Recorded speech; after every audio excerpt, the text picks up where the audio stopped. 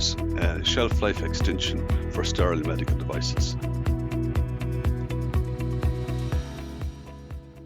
My name is Noel Gibbons. I'm a technical advisor on packaging for STERIS based in Galway in Ireland. And my name is Nate Wilhelm. I'm the manager of product and package testing at STERIS's Brooklyn Park, Minnesota laboratory. Okay, in Galway in Ireland, as you can see, we're based on the outskirts of Europe. We are a medical device sterile packaging test laboratory. We also do a lot of product testing. We have approximately 60 international standards accredited under ISO 17025. We serve primarily the medical device and pharma, and also a lot of the electronics industries. Our customer base is mostly in Europe and the US, but we have served out as far as Malaysia and Australia. In Brooklyn Park, Minnesota, we offer laboratory testing to support sterilization services, so microbiological and chemistry testing, things like sterility, bioburden, LAL testing. We also offer disinfection efficacy testing, medical device validation services, and then the sterile package testing and validation services, which my group manages, and we'll learn more about today. We are primarily servicing the medical device and pharma industries as well. So on to today's subject of the Tech Talk, shelf life extension and how it's done and why it's done, and the reasons that the particular process has to be followed. So if we look at the characteristics of packaging materials that surround our sterile product, what is the purpose of that? The packaging is there and it must protect the product from environmental conditions to the point of use. It must protect the packaging the product from physical damage, against biological contamination, from external influences that can alter the properties of the product. For example, the likes of temperature, humidity, or moisture ingress, or light, which can affect the actual product.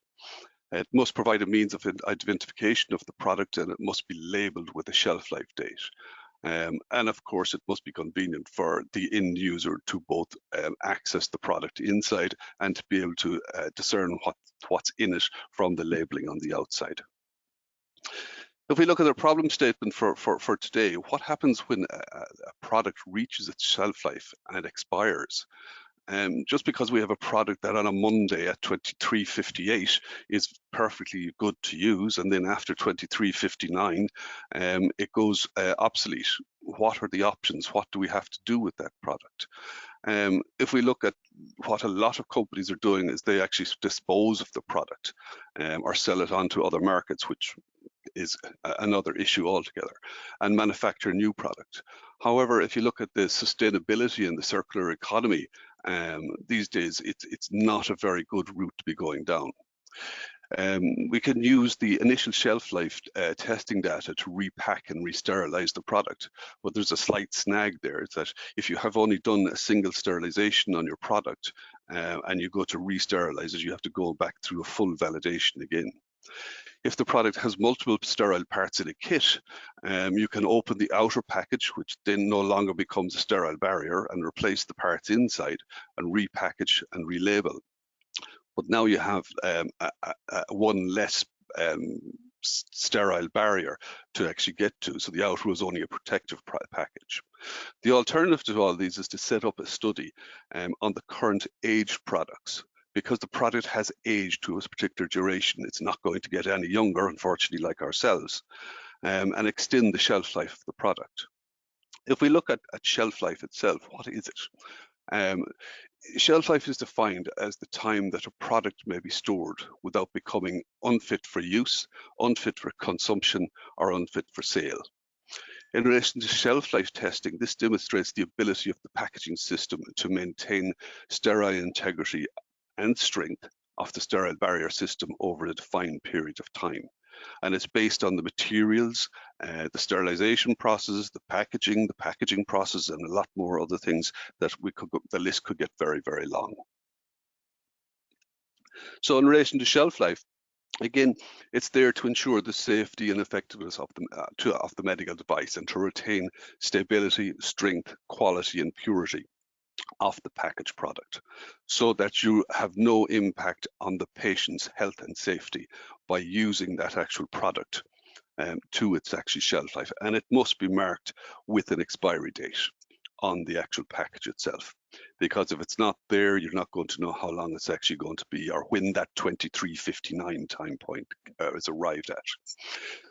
In relation to shelf life definitions, there are a number of definitions there. So if we look at the lifetime of a product, it's the total length of time from production to the end of a device's life, during which time the product must perform as is intended by the original manufacturer and designer. The shelf life, which is slightly different in that it's shorter, is the maximum length of time between production and when the sterile barrier system is opened. Again, during which time the device shall stay safe and perform as intended. While the in-use stability is the time after opening the package to the end of life. So when the product is actually taken out of the sterile packaging and used, whether that be for a minute, 2 minutes, 10 minutes, an hour, a week, whatever the case may be. And the stability, again, is the whole thing. So the stability and life are very, very similar.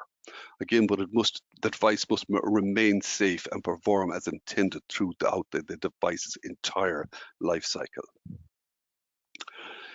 In relation to the sterile barrier, when you're looking at the sterile barrier, it must maintain the minimum ingress of microbes, or prevent or minimize the ingress of microbes, and allow aseptic presentation of the sterile contents.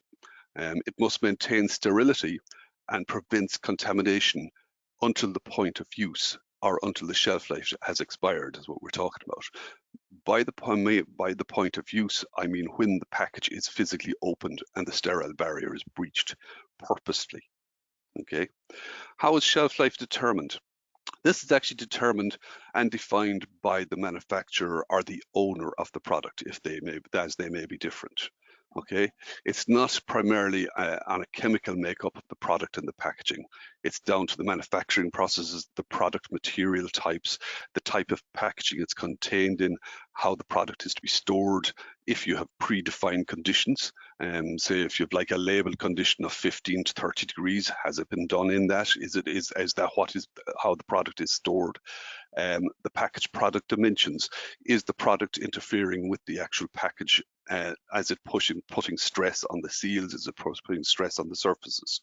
And last but not least, the sales and marketing people, who love to tell us all how to run everything and how to do everything, but it is their decision on how long the product has to remain on the market. So if we look at the regulations and the standards and see what they're talking about. So under ISO 11607, which is the umbrella standard for medical devices, it states that the packaging system shall provide physical protection and maintain integrity of the sterile barrier. And the sterile barrier shall maintain sterility to the point of use or until the expiry date. And it shall maintain and demonstrate that the sterile barrier system maintains integrity over time. And again, this can be done or demonstrated by using the likes of accelerated aging protocols and real-time protocols. But the accelerated aging is, as I have mentioned in the past, is only a guesstimate, whereas the real-time aging studies are the truth of the actual study. Again, if we look at just a quick snapshot of the whole process. So I've left out, say, the likes of the validation of the sealers here, and the likes of the IQ, OQ, PQ, and the materials as well. So we have a T0 baseline. We have your distribution and transportation, which may or may not come into your risk assessment on the extension of your shelf life. But here then you have your shelf life. So what you're doing here is you're doing accelerated aging and your real-time aging. And following both of those, you would do package integrity type testing and seal strength testing to determine what the processes are, the parameters are for your individual packages. We look at, say, the likes of what the MDR states. It says the characteristics and performance of the device shall not be adversely affected during the lifetime of the device, as indicated by the manufacturer, when the device is subjected to the stresses which can occur during normal conditions. Again, what these are is your temperature, your pressure, your time, your humidity, all of the above would affect the actual storage conditions. Okay. If we look at what the IMDF says, it's the International Medical Device Regulators Forum, the expected lifetime is the time period specified again by the manufacturer during which the medical device or IVD medical device is expected to remain safe and effective use. And again, from the FDA, very, very similar. The expiration dates must reflect the time after the final packaging has been, the device is fit for its intended use, and it can be stored and used as per its labeling. Again, it's the manufacturer should have studies to show that the stability of the device has been defined and is you have sufficient proof to give the actual test data that establishes the interval that the device remains fit for use. So if we look at the risks, what are involved in the risks in carrying out this extension? So this is a very limited look at risks. It can get much longer than this. So if we look at not defining the duration, the shelf life is to be extended to. If you don't correctly define that, then you're fighting a losing battle to start with. So if you're looking at, say, a product that has a 2-year shelf life and you're defining it out to 5 years, and then you change that to 6 years and to 7 years, you need to define what that is and set that down and see what the risks are involved in that. Not testing early enough. So you now have product that's going out of date next week. Have you sufficient time to get testing done? Again, that's down to your risk assessment. Not assessing product safety. Has the product started to degrade at its current shelf life? And what is going to happen to that product as it ages even further? Not discussing or notifying the relevant notified body and updating the technical file. Not carrying out the same testing as in the original validation, for example, seal strength, integrity testing, sterility testing on the actual packaging itself, and not testing a representative sample size to show how the extension is capable or as capable as in the original study that you have already completed for the product.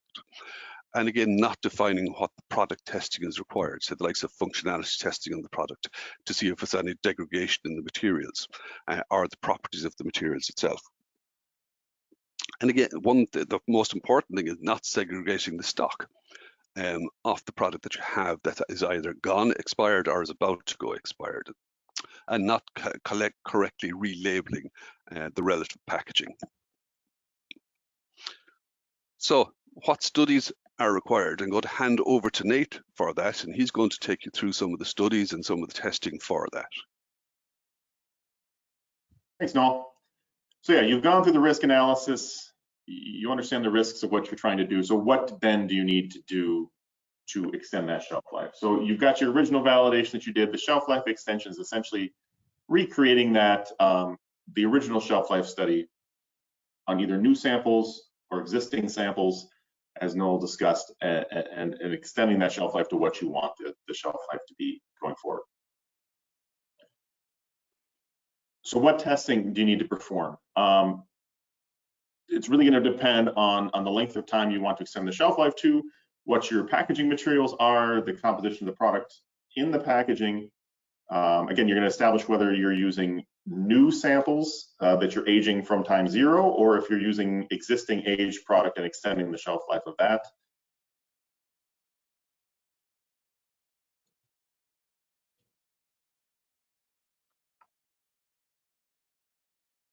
So to start the study, you're going to want to put together a test protocol, similar to what you would have done on your initial shelf life validation.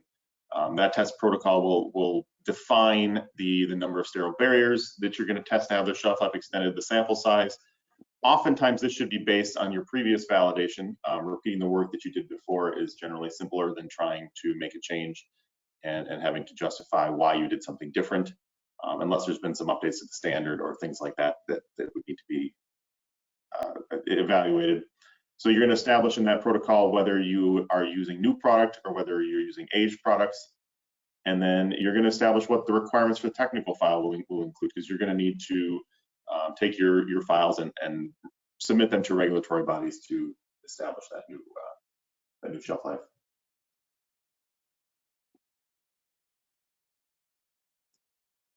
So again, in that protocol, you're going to want to define what the duration you want to extend your shelf life to is. So again, if you had 2 years before and you want 5 years now, have that defined up front so that you're not making changes as you go.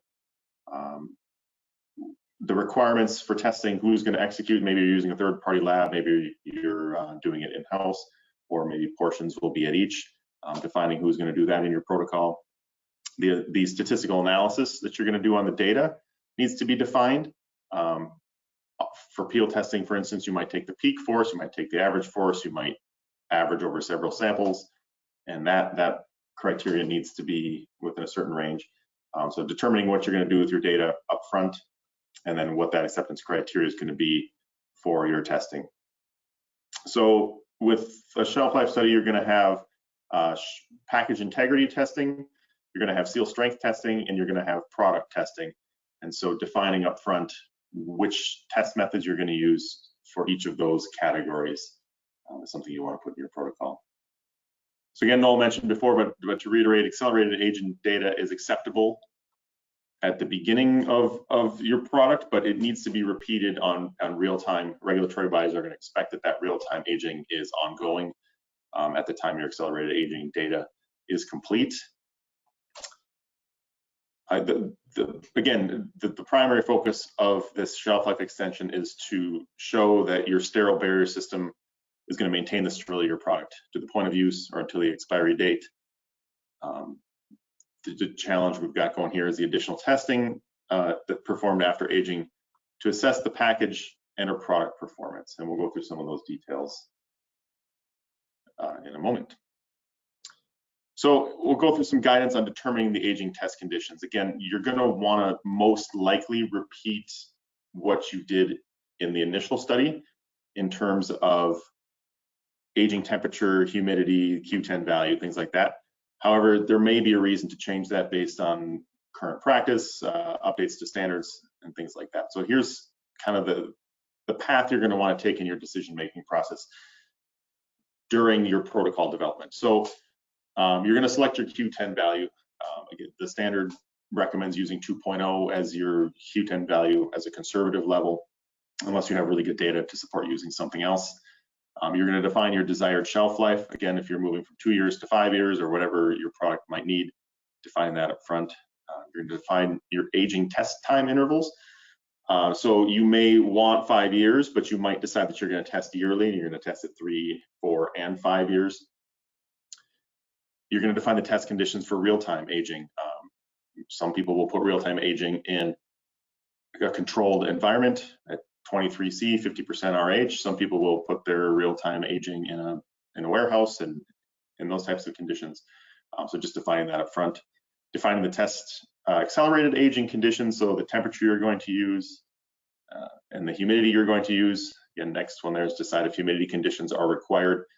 Historically, humidity was not considered as part of the accelerated aging, but the newest version of ASTM F1980 on accelerated aging does recommend using 45 to 55% RH, unless you have data to support using something else. So that's something to consider. You're going to calculate your test duration. Again, the formulas in F1980 are going to tell you if you're testing at this temperature and you want X number of years, this is how many days it needs to stay at that conditions. You're going to define the sterile system material properties. You're going to age the samples at your accelerated aging conditions and then do your testing. You're going to age additional samples at real-time conditions, test those samples when those are done. You're going to define all your acceptance criteria up front, as we talked about in the protocol development. And then you're going to evaluate that sterile barrier after accelerated aging and real-time aging per the protocol. And then you're going to take that new data, compare it to either time zero data or perhaps your original validation data to make sure that there's been no degradation over time of your seal strength or of your package integrity.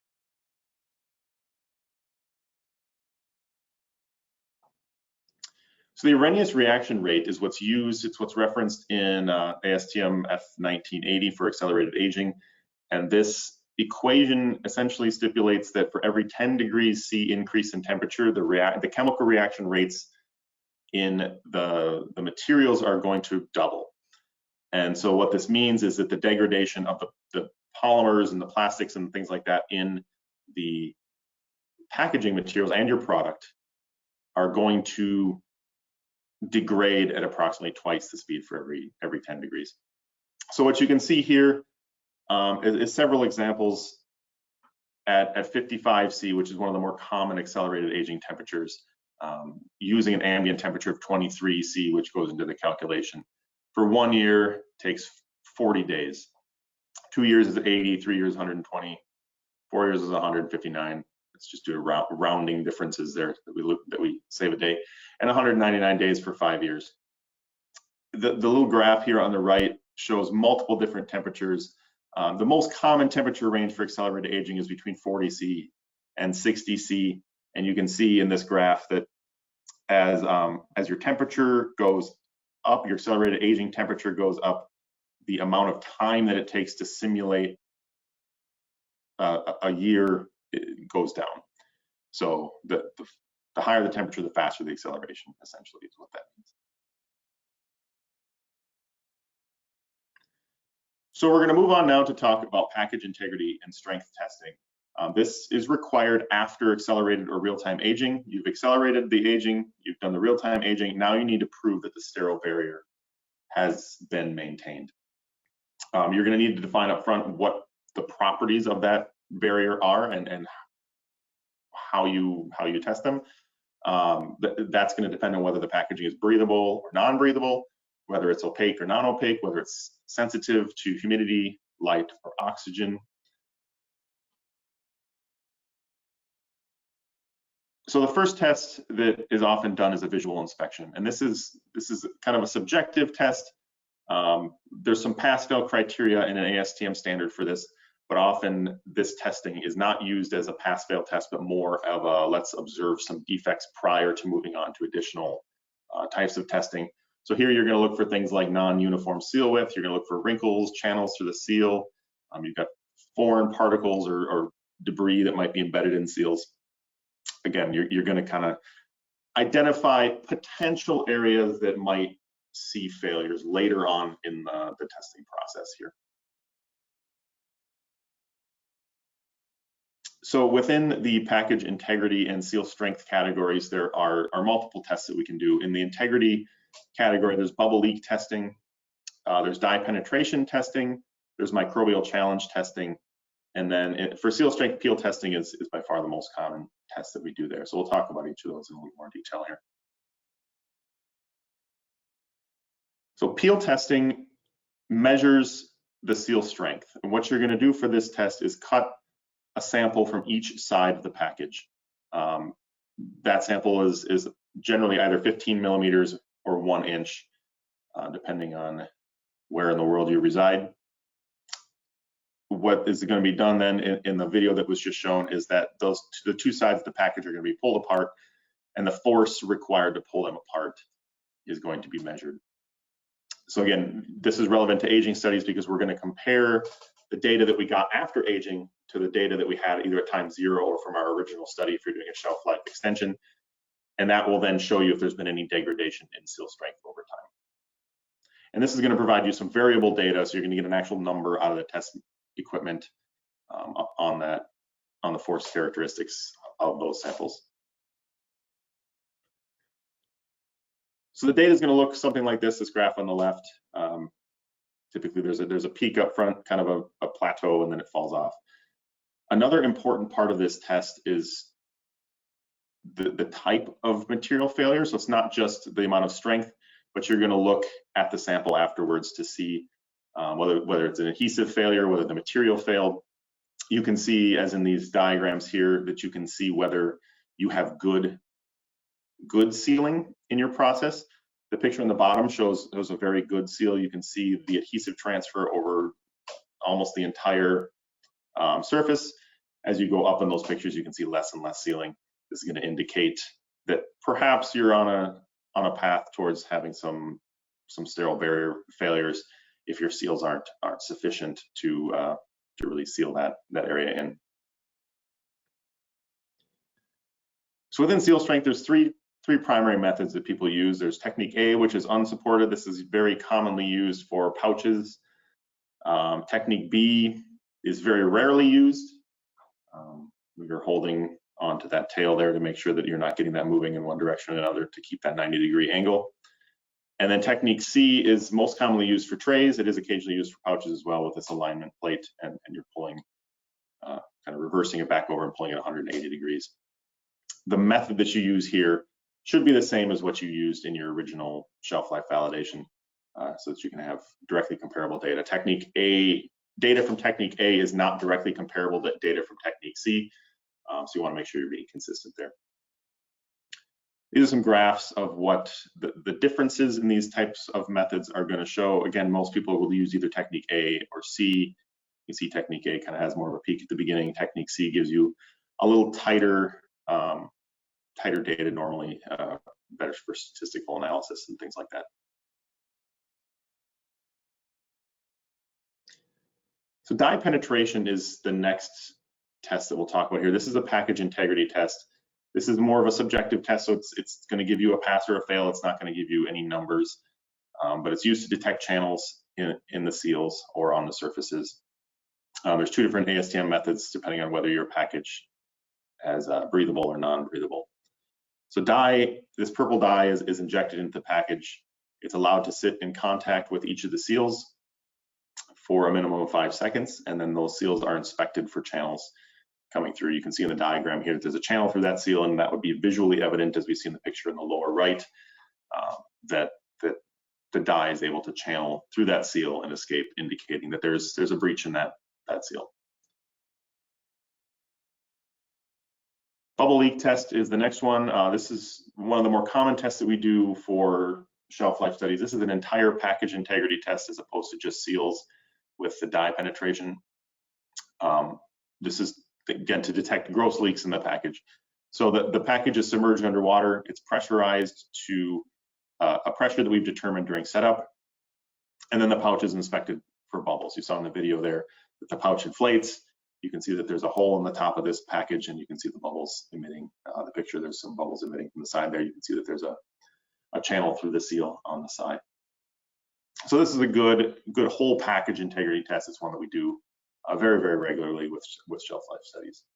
One thing to consider with this test, however, is delamination of your packaging materials. This can often show that there's bubbles emitting from the package, but it may or may not be a breach in the sterile barrier. What can happen is if you have your packaging folded over in the box, that the pressures from that fold can cause the materials to delaminate, as you see in these pictures. And so you may see bubbles emitting from there, but you may need to do some additional testing to determine whether that is really a failure, whether the sterility of the device might be compromised by that type of thing, or whether it's acceptable. So the last test is a microbial challenge. So the microbial barrier definition, so the property of a sterile barrier system, it prevents the ingress of microorganisms under specified conditions. So there's different types of challenges you can do. You can immerse the package in a solution. You can use an aerosol or a dust with live microbes, and then do a test on the product for sterility. So there's just not really a great standardized method to conduct microbial challenges, because each type of package, each device has its own unique considerations. There isn't really a great one-size-fits-all solution to this, but this is a challenge that can be done to support your shelf life testing, in addition to the sterile barrier test that we have already talked about. I'm going to turn it back over to Noel now to talk about product testing. Thanks, Nate. So in relation to product testing, because there's such a wide and varied types of products out there. It can be absolutely anything. But the typical tests that are used would be sterility testing, non-functional testing, functional testing, material testing, including mechanical strength, life cycle testing to see if it's still capable of doing what it's supposed to do, electrical or mechanical safety testing, biocompatibility and usability to see if the user is still able to use it the way it was defined when it was originally designed. You can add any number of other tests into that, and they all should have been validated in the start when the testing was designed for the product. So if we go on to then what's next, where do we go from here? Now that we know what sort of testing we can do, what the regulations say, the best thing to do is to discuss the extension with your regulatory expert or your regulatory body, whichever you're actually talking to. If you don't have an in-house regulatory expert, then you need to go to somebody who can advise you on what your regulatory body may require from you. You need to carry out a risk assessment of both the product and the packaging. If that risk is acceptable, then you carry out testing such as the accelerated and real-time aging to start with, followed by the integrity and the seal strength and the product testing and so on. It's advisable to use multiple time points between the start of the extension and the end of the extension or the new shelf life. And the reason for that is if you say have a 2-year product on the shelf and you want to extend that to 5, if you go directly to 5 years and you discover that there's a failure on the product, that means you have lost the study. It's costing you money to do it, and you're not getting great data back for a very simple reason that you're getting failed data. So you're not going to be able to extend the actual shelf life of the product. Again, you should remember that you should or have to carry out the same testing that was done in the initial validation. Again, whether that be the initial seal strength on the packaging, the integrity of it, the sterility of it, and again, the product testing, because you need to be able to compare back to either your PQ's values or your T0 values, whichever you want to use it as part of your risk assessment.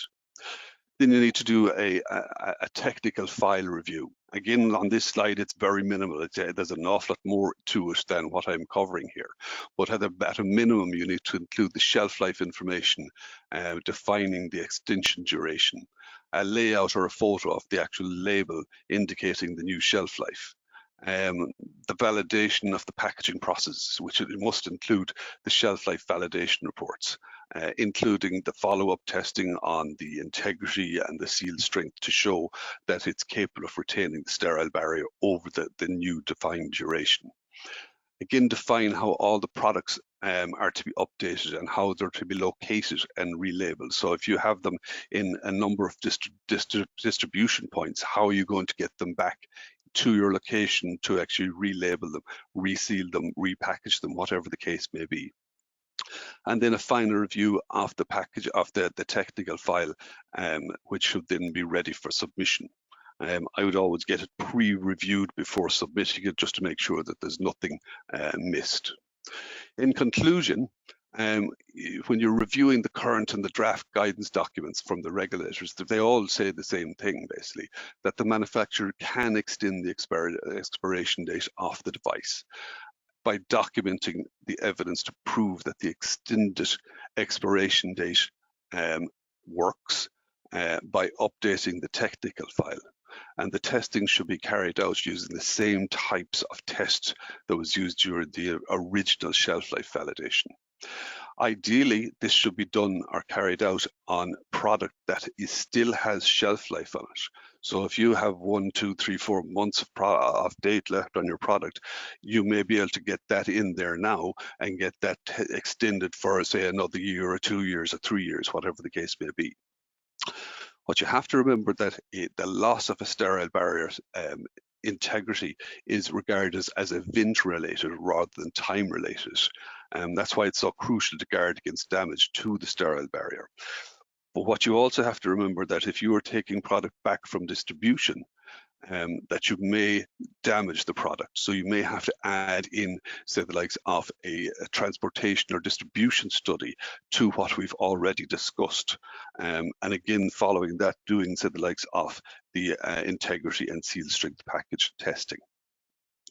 Again, the important thing to remember here is that the sterile barrier system is part of the product and is absolutely key to protecting the patient from any risk. Thanks for listening. That's the end of our Tech Talk. We hope you enjoyed it.